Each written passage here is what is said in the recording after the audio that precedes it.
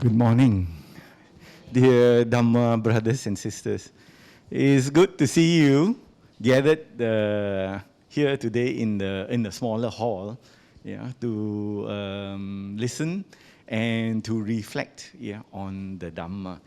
Today's sharing, as mentioned by Sister, is one of a series. So there will be other speakers who will expand and extend the study of this subject. And I am fortunate to kick off this series that will be called Achieving Harmony in Life's Relationships. And how do we find guidance for a meaningful life? So we have to see the importance the Buddha placed on human relationships. Because many people think that the teachings of the Buddha is to practice away from society. That means if you really want to practice the Buddha's teachings, you have to go far away, go to the forests, go to the mountains, go far away from human interaction. Now that, my dear brothers and sisters, is not a correct understanding. Because the Buddha did place great emphasis on creating, developing harmonious relationships among all those that followed him, all those that studied and practiced his teachings. Because the Buddha was really looking forward, he was planning to create a community. And so we can see that the Buddha was aiming to bring together what we know as the fourfold assembly, or the fourfold groups of the community, which are the monks and the nuns, the bhikkhu and the bhikkhuni, the upasaka and the upasika, the lay male and the lay female disciples. All of these constitute the community. And so it is because of the community that the Buddha's teachings has endured for 2,600 years. So there is great dynamics, a great relationship between all these four groups that ensures we have the Buddha's teachings today. So why is it important from our point of view to have great relationships, warm relationships, between each other, between different generations of our families as well? So we are going to explore that. And allow me to start by introducing to you the blue zones in the world. Have you heard of the blue zones? Anyone heard of the blue zones? The blue zones are really interesting places. And sociologists and social scientists have established that there are 5 such blue zones in the world. These are the places where people, for some reason, which we are going to discuss, live extraordinarily long lives. Most of them can reach up to 100, some of them even more. And it is quite unusual for that because in Malaysia, if we take a look at Malaysian society, the average lifespan of a Malaysian is 76.5 years for men. For women, slightly longer. But if I consider my life, it looks as though I don't really have a lot in front of me. 76.5 really isn't a lot. But we have to take into account genetics, and lifestyle, and the state of the emotional state of your mind, etc., etc. But these 5 places in the world are unique Yeah, because they consistently, the people living in those societies consistently live very long lives, way above the average of 76.5 years. So people have gone there to find out. Many social scientists, yeah, psychologists have gone there to find out why is it that the inhabitants of these 5 places in the world, they live to 100 and sometimes more. But do they live happily? Do they live meaningful lives? So these are the characteristics explained. The values of these blue zone societies or the blue zone, yeah, inhabitants. The first one is that family always comes first.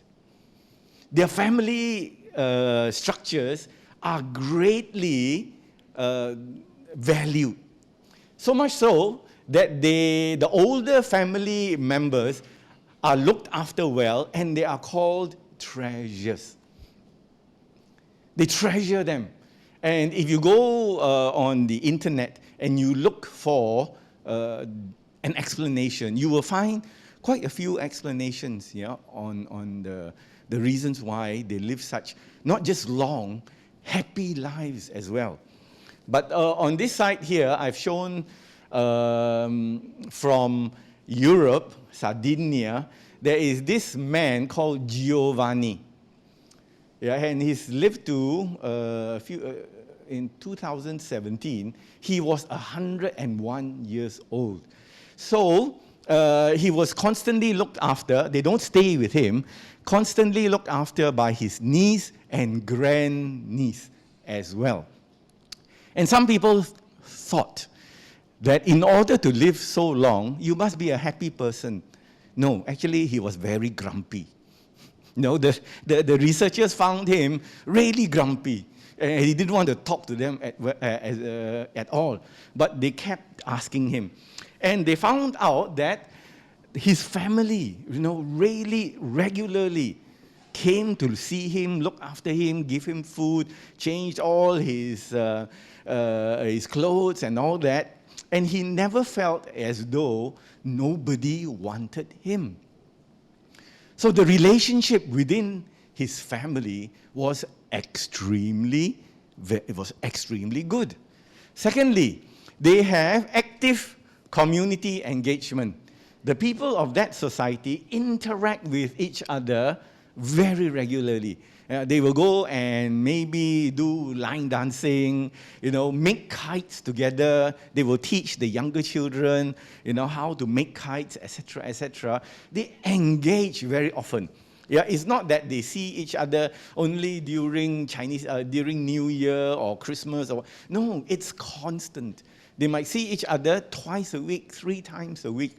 Yeah, they get together very often and they enjoy each other's company. Some of them might not be able to stand, with strength, but they still come for these gatherings. Then there is regular physical activity. They keep active. There is little or no stress, and they have a purpose in life. Some people say, it's probably their diet. Yeah, they eat the very, very healthy food. No, one of the Japanese ladies that was interviewed, when asked, what is your favorite food? She said, red meat. Give me red meat. It's not that they ate fish and vegetables and all that. Yes, of course, diet is important. But the main reasons are the first 2 that they found all through the 5 places. Yeah, family, community engagement. Everybody looked after each other. And that is the reason, scientists accept, the reason why they live to such an old age. Let me tell you this story, which was told to me by the monks at the Buddhist Mahavihara. They said that one day a car drove in through the gates. And this young man asked, at the back was an old lady. This young man got out and pulled the old lady out of the car. And the old lady was crying. Yeah, she didn't want to get out, but he forced her to get out. So she went and sat on the chair. He got in his car and he drove away. So she started crying. And the monks asked her, why are you crying? Who is that man? Why are you here? She said, that man is my son. He doesn't want to look after me anymore. So he brought me to the temple and he left me there. Leaves me here. Yeah, I only thought that if you don't want dogs and cats, you leave it in the temple. This one, he doesn't want his mother. He left it in the temple. So you can see that our relationships, our family, our larger community is actually not healthy. Yeah, we get older folks living far away from the younger members of their family. There is no regular active engagement. They don't see each other. And sometimes, during the major festivals, they look forward for the young people to come back. Sometimes they don't come back. So there's no happiness all the time in their hearts. That is why our lifespan, you can talk about life expectancy, but lifespan is the most important thing. The lifespan of our society actually is, as mentioned, 76.5. And here is this man, 101 years old, and still going strong. Yeah, although he was a very grumpy character. And there's another one. Here is a man with his wife, or I'm not sure whether girlfriend or not. They are very, very active in their relationships. So let's look at, it's a little bit small, let's look at what relationships are. So that for the next 6 sessions, we are very clear in our heads what we are actually examining and talking about. So human relationships are important because we are here. We have family, we have friends, we have a community. We have a larger group that we deal with very, very often. So what does it mean to have these kind of relationships? Relationships are crucial, actually. And I've taken this from people that have written a lot. They are sociologists, social scientists, psychologists even. People who have studied what it means to live in a society. They say relationships are crucial to our satisfactory human existence. We are social beings. We like to have people around us. That's why we feel very happy to come here on Sunday morning, rather than be stuck at home with a screen in front of us. We like to mix with others. We like to be with other people. So an important component of our lives has always been, the capacity to form relationships with each other and maintain those relationships. We don't let those relationships slip down, become nothing. I'm sure we have many, many friends that we used to know, but because we didn't actively maintain those relationships, we never see those people anymore. And then we wonder, after about 20 or 30 years of not seeing them, I wonder, how is this person, that person? I wish I had maintained, kept up communication with this person, because I really like this person, when we were young, when we were together. But sometimes the responsibilities of our lives prevents us from doing so. So what about relationships? Human relationships facilitate our reproduction. Provide a nurturing environment for our development. That is so crucial. How do we develop if we are alone? They have found that there are kids, who have been abandoned or somehow they got lost and have been adopted by animals. Sometimes monkeys, sometimes wolves, in other countries. And although they have been rescued, those kids can never grow up to be normal human beings. It's like there's something missing in the few years that they lived with animals. And it's hard to replace those few years. So every year that we have, with our family, with our relatives, our communities, are essential for our development. You know, a few years ago, my daughter rescued a cat, a white-colored cat. And so we took this cat to the vet to check. It was really, really small. When I first saw it, she said, Daddy, I brought home. I said, I'm going to die soon. This cat will not survive. But they looked after it every 4 hours, came down, woke up, and fed this cat. And then when we took the cat to the vet scolded us. Said, why you go and rescue these cats? They let them die. Because it doesn't have a family. They will never grow up to be normal cats. And he was right. This cat now is very fat. Some of you have seen it in my house. It doesn't behave like a normal cat. It doesn't have that closeness to other cats. In fact, he hates other cats. And when mice come along, he stare at the mouse. He doesn't know how to behave, with other creatures. So it's true, if we don't grow up within a family structure, it affects the way we look at life. Then, enhance our life opportunities and ensure our survival. And if we are alone, we will find it very hard to survive. So we should recognize and celebrate the social connections we see around us, which help to build our human relationships. That's why the Buddha placed a lot of emphasis on human relations. Because once the Venerable Ananda said to the Buddha, living a holy life with good friends, kalyana mitta, he said to the Buddha, Lord, is I think half the holy life. And the Buddha said, Ananda, you are wrong. It's not half the holy life. It is the entire holy life.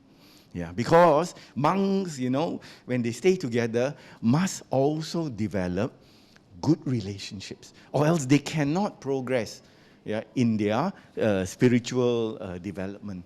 So next, let me go through this very quickly. Today, people, as I've said, are so involved in their own affairs, they hardly have time for anyone else.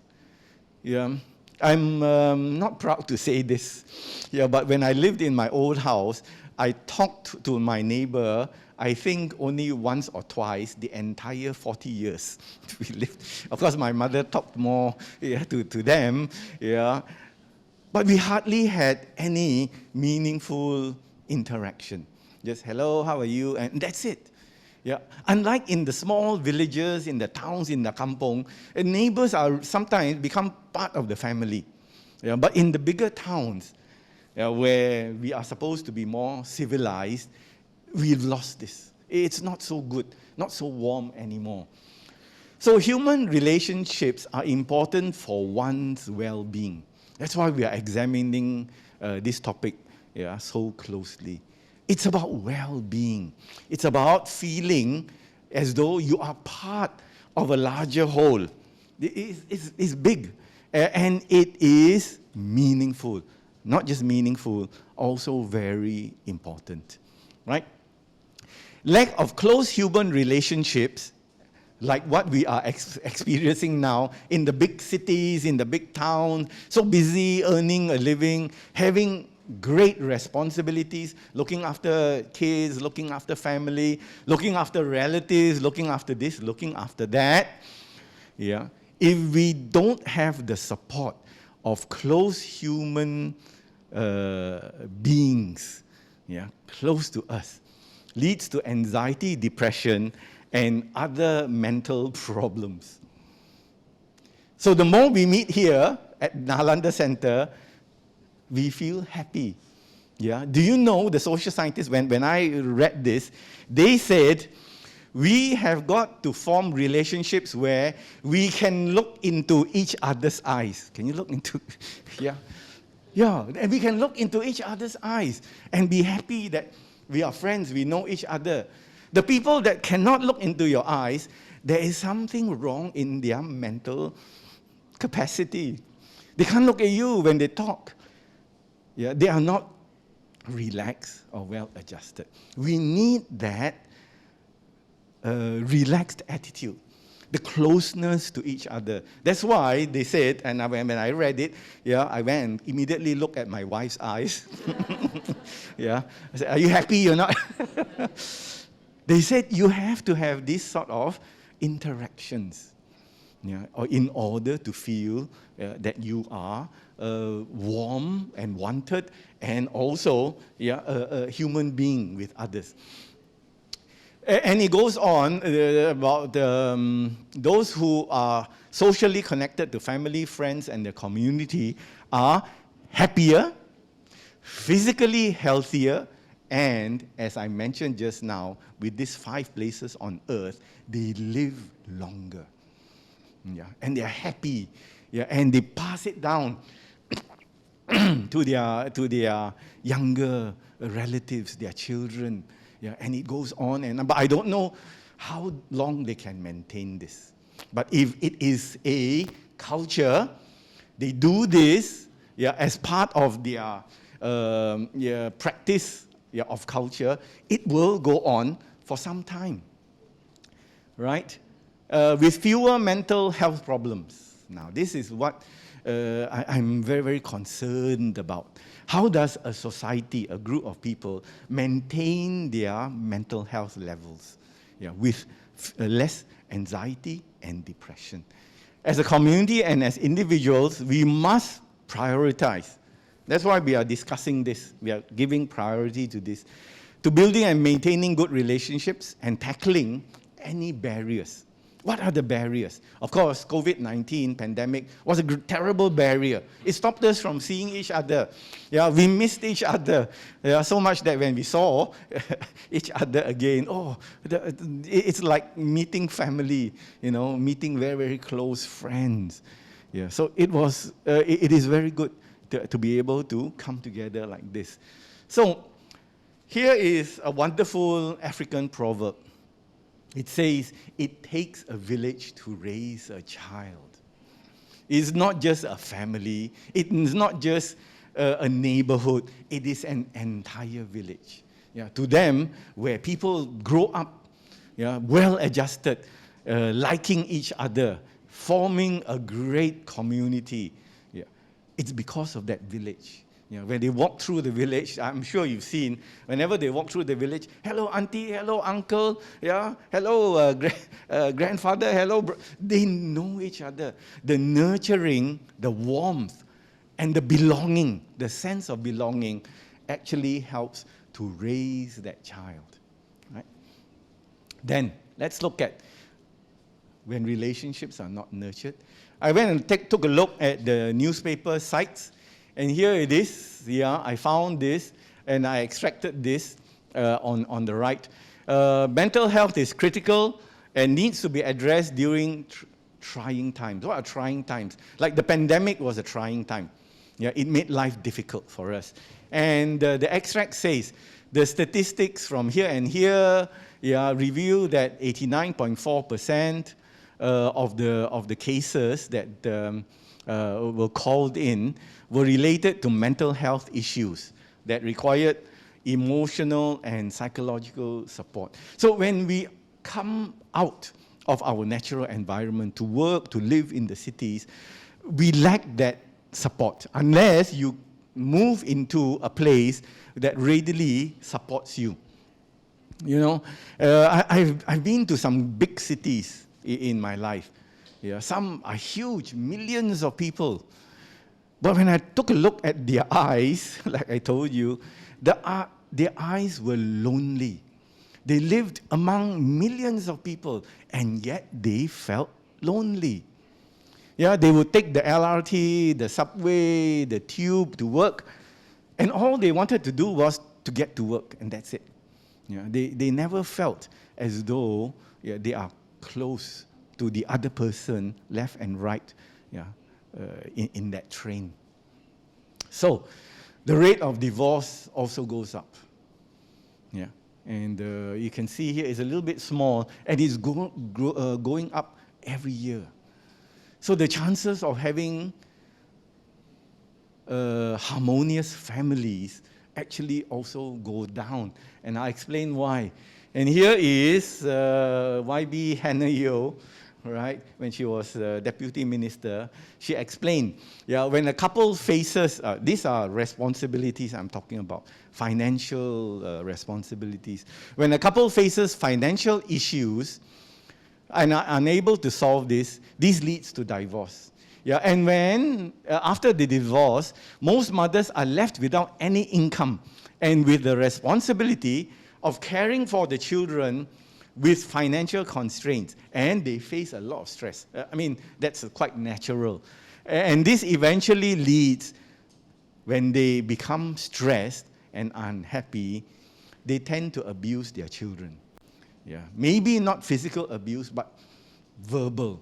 They don't talk, so nicely to their children, yeah, anymore. So the children grow up, yeah, not knowing how to converse, yeah, talk to other people, yeah, in a very gentle and polite way. There was in PJ, there were I remember there were these two brothers selling char siu and siu yok, yeah, and when they talked to each other, it was all bad words. One talk, and the other talk, and it seems like natural, yeah, that they talk to each other using foul language all the time. This is what I noticed. Yeah, every time I go and buy, I would notice they never talk politely and gently to each other. So it could be that they are brought up in that kind of family environment. So let's take a look at relationships. What are relationships? Yeah, they exist within, thank you, yeah, a time-based framework. That means whatever relationship we have with others actually are based on time. As human beings, we don't, hopefully, we live longer than 76.5 years, right? But as human beings, our lifespan is only so much. So the way that we interact with each other, that duration also is so much. Yeah, it doesn't, some people have friends that they made in kindergarten. Any of you have friends that, you knew them in kindergarten? Yeah. You have? Oh, wonderful. This is so good. I don't understand that. Because my father worked for the government, every 3 years we moved. So I have no idea what it is to stay in one place longer than a few years. Except that, I was so lucky. My entire secondary school of 5 years was spent in Penang. But other than that, we moved all the time, quite very, very often. So I don't understand when people say, oh, this is my friend from Standard 1, kindergarten. I have no idea what that actually is. So within this, which includes, this relationship includes a past history, as I said, from the past, and if they are important people to you, you also have a projected future. Yeah. Here, we hope for a future together. As Nalandians, we want to have a future together. Yeah, we don't want by end of the year, everything closes down. Yeah, because when it did close down, our relationships actually stopped for a while, went into pause mode, for quite a few months. So within this we create this as human beings. Within this human-created framework lies the fulfilling of responsibilities, which we will talk about. Yeah, because the Buddha gave us this advice, I am now laying the groundwork to understand relationships, and we will move closer to the Buddhist perspective. What did the Buddha say about creating within the time we have with each other, and even beyond that, meaning to say when parents and relatives pass away, will the relationship be honored? Will the relationship go on? According to the Buddha's teachings. So here it says, the fulfilling of responsibilities. If you want a relationship, there's always responsibilities. I expect, my fellow Nalandians to take care of certain responsibilities. And you expect me to fulfill certain responsibilities as well. So that's the nature of a relationship. And the meeting of expectations in order that the relationship continues.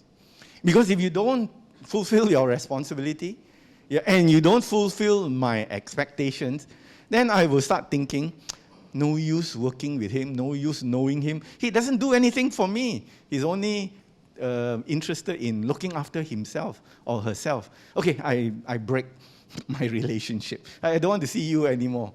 Yeah, that's what happens when we constantly get disappointed with people that we know who don't do things for us. Doesn't make us feel worthwhile, and nurtured. Yeah. Right. Let me share with you this famous man's words. Yeah, famous man is Confucius. Yeah. And he said, to change the world, we begin by changing the nation. Let's take a look at how he viewed it. Very wise man, from many thousands of years ago. He said, to change the world, we begin by changing the nation. To change the nation, we change the communities. To change the community, we change the families.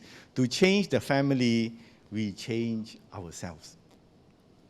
So if we want to change the world, we don't go and fight with everybody and conquer them. We start actually by changing ourselves. Then it will by natural progression, naturally, we change our family, and it goes wider and wider. And eventually, hopefully, we can change the world. This is something we hope for. And great people in this world have expressed the same view, right? And here is another famous Buddhist teacher. And he said, thanks to impermanence, everything is possible. Sometimes we are we get uptight, we get upset when we hear about impermanence. But impermanence is good because it means that we can change. So because we can change, we can change ourselves, our families, our communities, the country, and eventually, the world. Imagine the Buddha. Once after enlightenment, he was not so keen to teach what he had discovered during his enlightenment. But he began to do it one by one. First of all, with the group of 5, the group of 60, and it expanded. And actually, when we consider the influence of the Buddha in the world, we can actually see how the connection has gone very, very wide. Although people don't realize it, the influence of the Buddha in people's lives is actually very significant. But we'll talk about that another time because it's quite an interesting subject. The Buddha's teachings, influence on Asian life is there. You just need to investigate and research it. Because, as a quick example, when Buddhism was the dominant religion guiding the Silk Route, people felt safe. When the invaders got rid of Buddhism along the Silk Road, it became a dangerous place. So you can see how the Buddha's teachings change the nature of interaction. Meaning to say, when you travel from one place to the other on this route, you expected people to treat you well. But when that changed, you became very suspicious of people that you meet during the journey. Okay, the nature of relationships according to Buddhism. Let's move closer to what the Buddha taught. And of course, I must quote my late teacher, Venerable Kesari Dhammananda, who said in his book, Yeah, I don't know whether you can find this book in the library. I'm sure we have a copy. He said in this book, A Happily Married Life, yeah, a society grows through a network of relationships which are mutually intertwined and interdependent. Yeah, we are intertwined. That means we are closely connected. And we depend on each other, meaning to say, we understand we can't do everything ourselves. In order to reach the goal, we have to do it together. Yeah, so this was late Chief's interpretation. Late Chief understood the importance of relationships and the building of communities. Yeah, after being in Malaysia for so long, he understood. And this is not a political statement, but he once mentioned to me, because I happen to be close to him, he said, the Wesak procession is an important statement. Yeah, meaning to say, if a procession goes through KL in strength, people would know how strong Buddhists are as a community. So he understood that. He mentioned it briefly to me. So the family, we now go more macro. Yeah, micro. Macro or micro? Micro. Yeah, right. The family is the basic unit because we grow up in families. The first teachers that we had were our parents. Our mother and our father taught us. We learn how to be human beings due to the family unit. Our brothers, sisters, grandfathers, etc., grandmothers, we learn how to relate to each other. And I keep remembering my grandmother's advice on how to talk to others. Always be kind and polite to others. Yeah, that's what I learned. So it is a person's first experience of a social group. Therefore, a peaceful and harmonious family is the most fundamental component of a peaceful modern society. Yeah, just exactly as the wise man Confucius pointed it out many thousands of years ago. So, again, Venerable Thich Nhat Hanh, just to mention this, he said the most precious gift we can offer anyone is our attention. Not gifts, not presents, not the other material things, our attention. And I think what the Venerable Master meant was that as we give each other attention, we look into each other's eyes. Yeah, so that there is a personal connection. And he said, when mindfulness embraces those we love, we give them attention, they will bloom like flowers. So when I was teaching, I mixed a lot with young people. And I discovered that many of the young people today don't have the same attention given to them by their parents as years ago. There was this girl who was panicking because her father and the mother had gone traveling. One father went overseas to do business. The mother went traveling, gave her a credit card and said, you look after yourself. Then what happened? She lost the credit card. Cannot eat, cannot do anything, cannot buy food.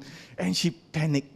So we had to look after her in the college until she was able to call the parents again. So imagine, you go off and say, here you are, take care of yourself. I give you the credit card. You know what to do, you know what to buy. But that's beside the point. The point is there's no supervision. And I can notice that. That this person, this young person, they had a lot of material things, but they didn't have warmth and nurturing, which is missing. I can tell you so many stories about such kind of relationships. And it's quite sad to see young people not knowing how to behave. in today's world. Right. So, now we go to Diga Nikaya 31, to the Sigalovada Sutta. Yeah. And you know the Sigalovada Sutta. Yeah, Sigalovada Sutta was specially delivered to this young man, Sigalaka. Yeah, actually, Sigala was his family name. But early in the morning, as advised by his father, he would go and wash up and drench his clothes, and in the wet clothes, he would stand in the junction of the city and start worshipping the 6 directions. Yeah. And which means north and south, actually starts with east, east and west, north and south.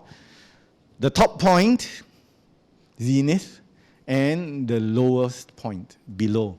Yeah. So he every day, he would pay respects to the 6 directions. And one day, the Buddha happened to be wandering by and asked the young man, "Excuse me, what are you doing?" He said, "This is the advice of my father." And it turned out that the father was a disciple of the Buddha. But his son did not want to listen to the Buddha's teachings. So upon his deathbed, as he was dying, he said to the son, "You do this thing every day." With the expectation that one day the Buddha will see him. Because if he comes on arms round, he will see him, and he will explain to the young man, his son, what is the significance of doing that. So in the Sigalovada Sutta, the Buddha gave advice on harmonious relationships, because the Buddha understood very well, knowing the mind of the human beings. The Buddha understood, if you don't fulfill your responsibilities and your expectations, there it goes. Your family, your relationship between people in the family, and the wider relationships will all go down the drain. And then we will get people not knowing what is right and wrong in the world. It's sad, but it is happening. This is what we call modern life. And we are supposed to be developed as a society. We can talk to each other instantly from one place on the earth to the other. But we don't know how to call, our brother and sister to come down for dinner. We use WhatsApp. Please come down for dinner. But we can talk to somebody in America, in Europe, quite easily. But when we call, please come down for dinner, this person ignores us until we send something. And okay, I'm coming down now. So there must be, I hope you will get the impression, there must be another way of looking at the family as well as the wider group relationships. So I hope, here at Nalanda, we look at each other with more accepting eyes. That we understand everybody is not perfect. This is one thing I must point out. When we get married to our husband or our wife, we think, this is going to be perfect. Well, when we consider, the husband is not perfect, and the wife is not perfect, imperfect plus imperfect equals perfect. How can that be? So we are going to have to do a lot of work. There's going to be a lot of give and take. Because if there weren't give and take, and a lot of patience and tolerance, you will never get this relationship going very far. So this is what the Buddha was aiming for when he gave this advice. And so now we look at the relationship, first of all, between a child and the parents, because this was looked upon as the east direction. And in Indian society, the east is the most important direction. It was said that when the Buddha attained enlightenment, he was facing the east. Yeah, and it's a very, very, very good direction for anything that you want to do. So this is the way a child should look at his parents and do his duties. The first thing is the thinking. He or she should think, having supported me, I shall support them. Because when I was young, I didn't know, I couldn't look after myself. I didn't have the knowledge, the skills, the experience. So my parents looked after me very well. Now, hopefully, because, like the story of this man who put his mother in the vihara. Obviously, he didn't have a good relationship with his mother. If he did have a good relationship with the mother, he would not have done such a thing. So these kind of, shall we say, cold and cruel kind of actions must have a cause. Why did they happen? It happened because there wasn't closeness. There wasn't a good relationship. Responsibilities were not carried out. So this is the perfect sort of relationship. The child would think, because my parents supported me, now if I am in a good position, I'm matured, I am economically stable, I shall support them. Whatever way I can, I will look after them. Whatever needs they have, I will fulfill their needs. I shall do their duties. What does this mean? I take it to mean that if there are things that you need to do, for example, they need to be driven to the hospital for checkups, you will drive them to the hospital for checkup, to the clinics, to wherever it is. Maybe they want to travel, so you spend a bit of time. Don't say, I've got no time. Spend a bit of time. If they want to travel, drive them to the airport, to the train station or bus station or wherever it is. I shall keep my family tradition.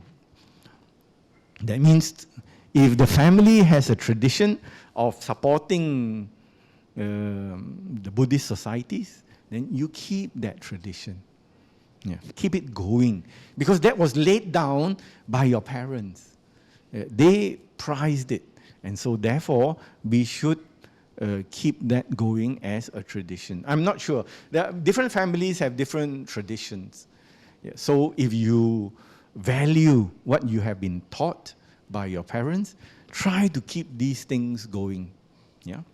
I shall make myself worthy of my inheritance. All right. These days, I don't know whether people get inheritance or not. Maybe they get other things passed on to them. But there should be the understanding that if I'm going to get something, I must be worthy of it. Don't just, because nowadays there are people who don't even think about the worthiness. They expect it. They expect it. My parents must give me something. So, in their frame of mind, it is the duty of the parents to give me so much. So that shows that they are not grateful for what they have been given. So without this gratitude, the relationships will suffer. You don't feel as though people have given you something worthwhile. Many years ago, I was giving a talk in Subang Jaya Buddhist Association. So I was talking about suffering. And there was this young man stood up and said, "Excuse me, brother, I don't understand what you're talking about suffering."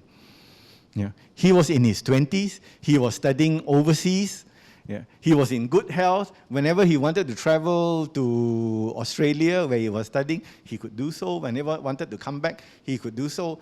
He could afford almost anything that he wanted, yeah, as a student. So he said, I don't understand why you are suffering, what you're talking about when you mention suffering.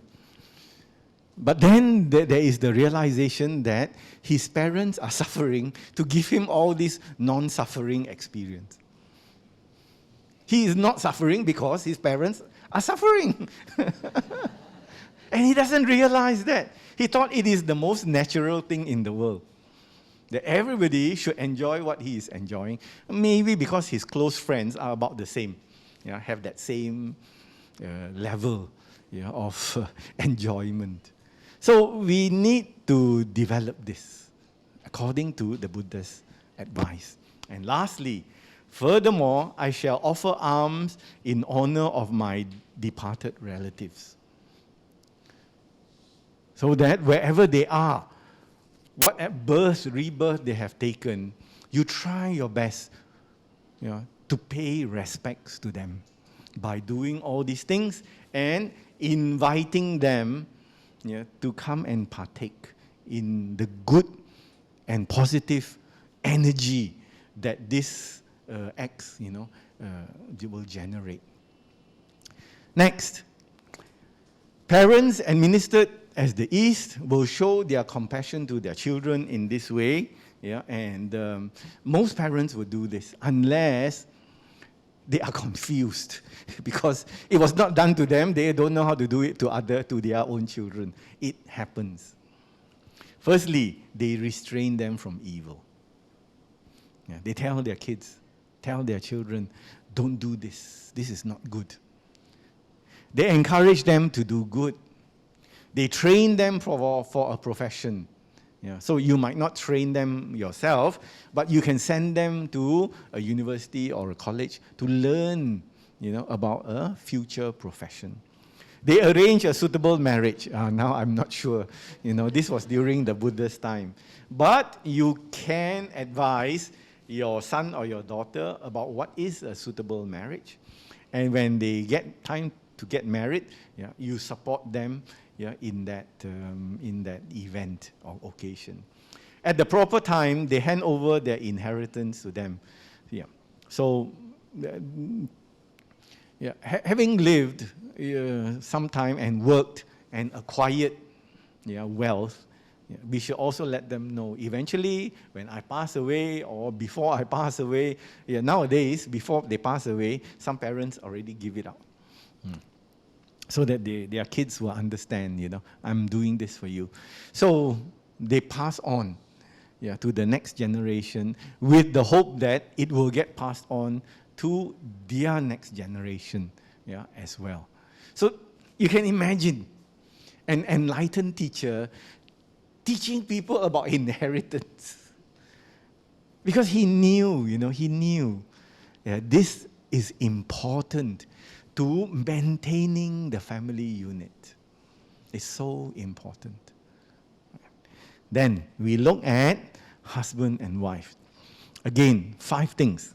He said to the young man, Sigala. These are the 5 ways should a wife, as the West, be ministered to by a husband. This is what a husband should do to the wife. And occasionally, I have to read this to understand what I must do. Because sometimes, you get so busy, you forget, right?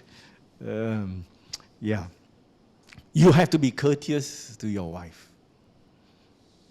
Treat the wife well, with respect. Speak also well to the wife. You do not despise her, because that can easily happen. When there are differences, when the differences become greater than the similarities, there is a danger. Because you start despising the other person. You start getting angry, looking for faults. And when that happens, it won't last long. You might stay together, but the marriage is no longer there. So therefore, we must have metta. The Buddha understood. Sometimes I wonder whether it was due to his he was a married man. Then he give all this advice, to married people. So it's important, that we maintain a loving relationship, to the wife. You have to be faithful to her. Don't give her reason to doubt you. I once used to play ping pong, with a group of friends. And we used to play at one time, so interested, we played almost 6 nights a week. Minus Sunday, we rested on Sunday. So much so that the wife of one of these guys couldn't believe that he left the house after dinner to play ping pong. So she quietly came to the place and checked out, are you really playing ping pong? And here we were happily playing ping pong. And so she was very relieved, because she couldn't believe the husband is so passionate about ping pong. But it was true. It was true. We actually, but we were playing like this for almost a year. By handing over authority to her, that means to say you allow her to make decisions, important decisions about the family, and you must provide her with adornments. That means nice clothes, jewelry, all that kind of thing, right? So, those who are here, please listen carefully.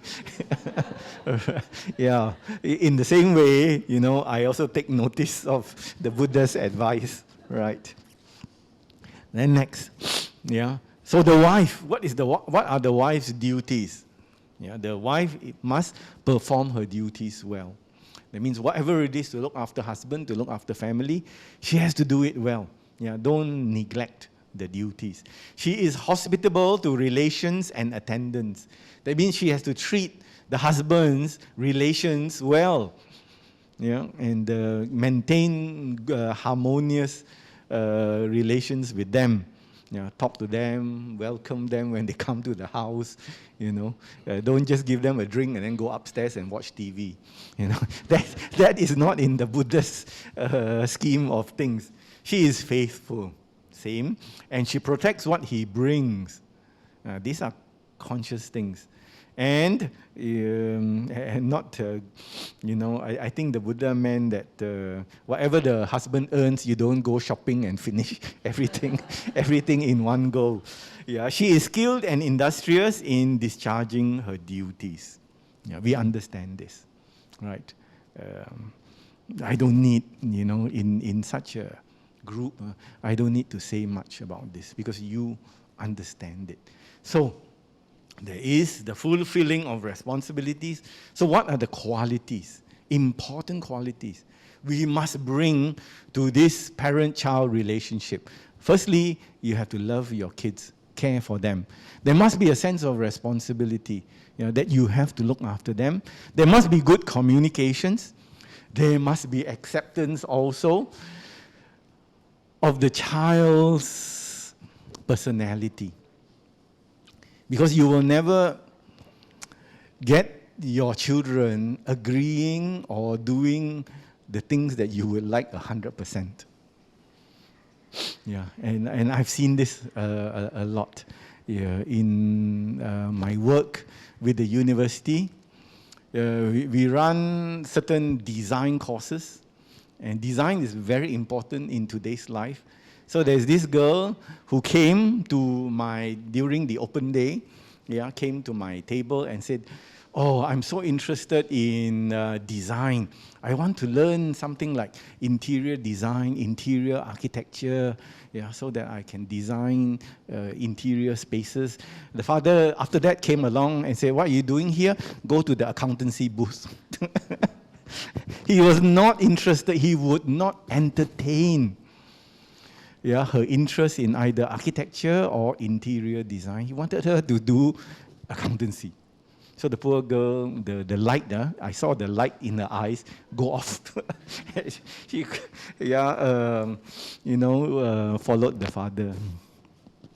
So there must be acceptance, there must be patience, respect, yeah, and of course support, yeah, for the child. In the same way, the child must also have the same qualities towards the parents. Yeah. Because sometimes you will not get your parents exactly the way you want also. So we have to accept, yeah, a person's difference, the difference in their outlook and their qualities. Then, the harmonious marriage. You must meet the expectations with commitment, love, trust. Trust is so important in a marriage.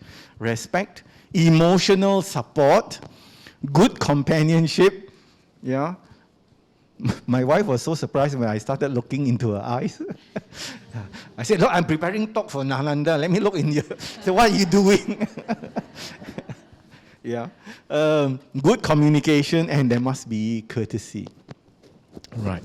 Now, there is a book by Venerable Bhikkhu Bodhi, yeah, which there are 1 or 2 copies in the library, one of which is with me. This book is a very good book for us to read if we want to understand social and communal harmony. Yeah. This was actually our plans, to have a conference on this, but it didn't turn up due to the pandemic. So Venerable Bhikkhu Bodhi wrote this book, and I have been reading chapters of this book, but I won't describe to you everything, in these chapters. I will share with you a summary, and this is what he says, about harmonious societies, harmonious community. The greatest danger, the chief obstacle to social harmony is anger and resentment. You don't agree, you become resentful. If the person doesn't have the same ideas, you get angry. Say the wrong thing, you get angry. This is not going to work. Yeah. So this is what Bhikkhu Bodhi identified. Secondly, the main remedy for anger is patience. This is what Venerable said. Must be patient with each other and also understanding. Right speech, Venerable said, has a prominent place in the Noble Eightfold Path for good reason. So we need to talk to each other, with respect and with patience also. It lays the groundwork for harmony. Good friendship, Venerable says, is the basis for the harmonious life. Kalyana Mitta. That's why the Buddha mentioned this, corrected the Venerable Ananda. And he said, a good friendship is the whole of the holy life. So we are here, as spiritual people. We must support each other enthusiastically as good friends. Settling disputes, this is what I picked up from the few chapters, is important because we are going to have disagreements, for sure. Two people who think exactly the same and agree all the time, one of them you can get rid of. Because they're exactly the same. Why you need two exactly the same? Therefore, people are bound to disagree. And when they disagree, we must have the mechanism, the way, the system, to settle disputes quickly and effectively, according to Venerable Bhikkhu Bodhi. Because it arises due to factionalism. And what is factionalism? It is the creation of groups and cliques. Because you think like me, hey, we form one group. We don't like the other group. So whatever the other group wants to do, we don't support. We don't support, never mind. Go and disturb what they do. That is factionalism. We are like this, We agree, we are fine. We can go out for the lunch and coffee and all that. We are together. But the other group, we don't like them. Yeah, that is the quickest way to break up a community. Yeah, when you don't accept that others are like you. Yeah, we can take a look at the world today. So much factionalism. Yeah, until they polarize. They are polarized. There is extremism in the way they are looking at what is happening in society. Yeah. No, I think we don't have to say so much about this, but you do understand, yeah, what I mean. So with that, I'd like to thank you, yeah, for your attention. May we, not you, may we be nurtured by good relationships all the time, so that we feel secure in our life. We know that there's somebody there who has always got our back, who is going to support us. And we must let each other know that as well, so that we are not afraid to do things. Because if we know that we don't get support, then we are hesitant. We are not sure. Should I do this project or not? Because if I start already, then I move forward, everybody at the back, nobody supports me, then I'm also going to have a lot of trouble. So we should have this kind of create this understanding that you can do many things. Yeah? If they are reasonable, we will support you. But let's talk about it first. Yeah? With that, thank you for your kind attention.